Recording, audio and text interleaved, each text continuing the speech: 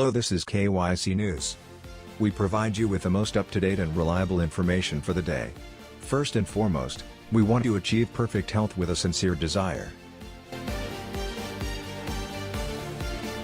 Regional NATO will arrive already dead. MPs in Somalia endorse the new Prime Minister.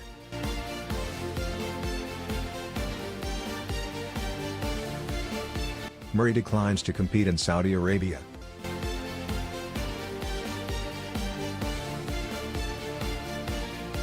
Iran prepared for strong, sustainable deal with P4+1 on JCPOA revival, according to FM.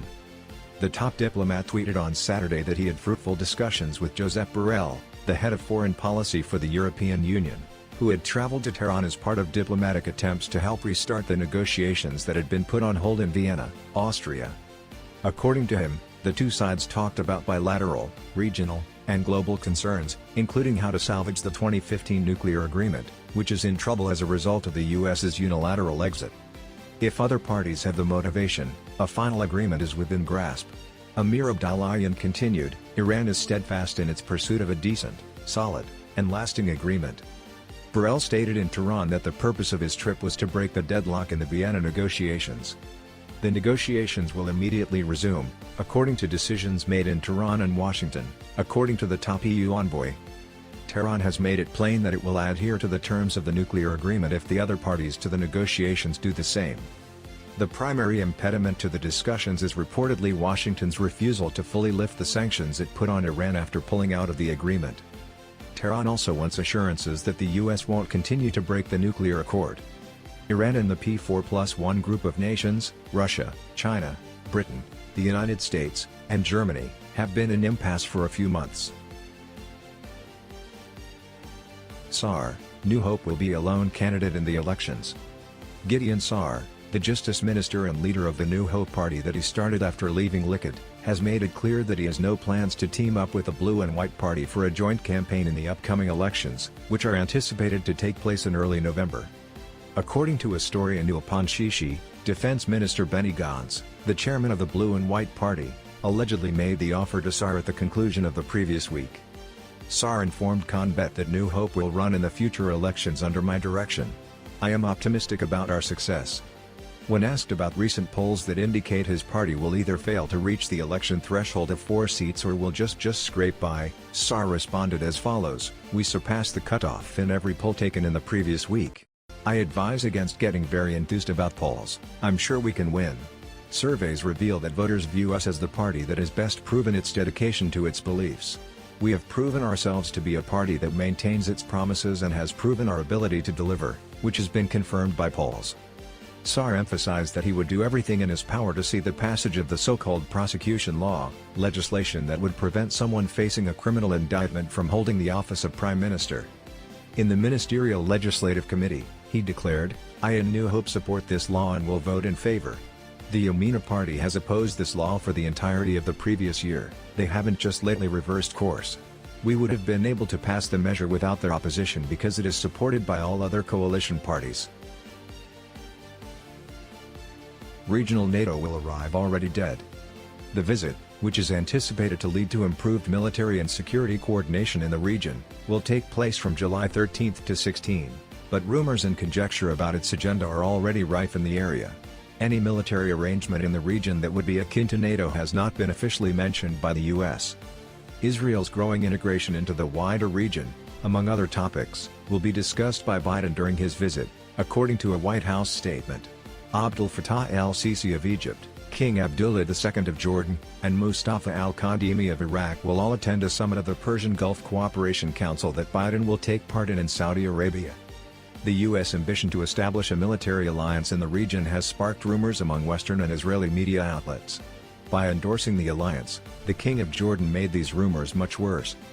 According to comments he made to CNBC, he would be in favor of the creation of a Middle Eastern NATO-style military alliance with like-minded nations.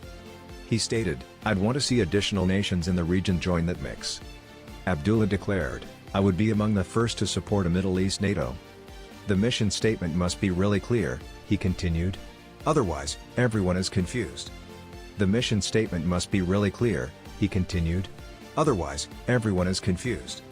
I'm hoping what you see in 2022 is this new attitude in the area to ask, how can we connect with each other and collaborate with each other, the Jordanian monarch said. The so-called Middle East NATO has received very little information. It would be less than the current NATO, according to the London-based Rayum Daily.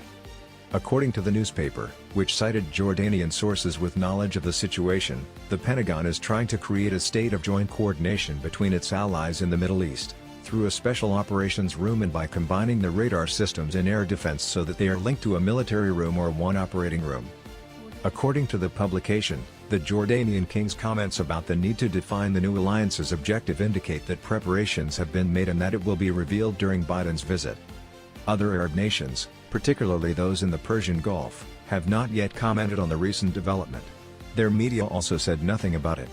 However, the new U.S. campaign was exaggerated by Israeli media, who attempted to portray it as being intended at Iran. According to Fars News, senior analyst at Haaretz Zvi Burel claimed that there is no such thing as a NATO regional defense coalition that Israel wants to join and that instead, the Arab states and Israel will form a balanced alliance to erect a defensive wall against the common threat that is Iran. If this partnership is real, it might undermine ongoing diplomatic efforts to mend fences between Iran and certain nearby Arab states. Iran has started a new foreign policy initiative called Neighborhood Policy since 2021, which is based on encouraging collaboration with neighboring nations. Officials from Iran and the Arab world have visited each other in recent months and are still in regular communication. Therefore, it is doubtful that the Arab governments will join a regional alliance that has as its primary goal the destruction of Iran.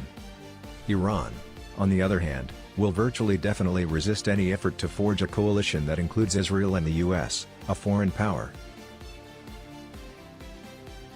MPs in Somalia endorse the new prime minister.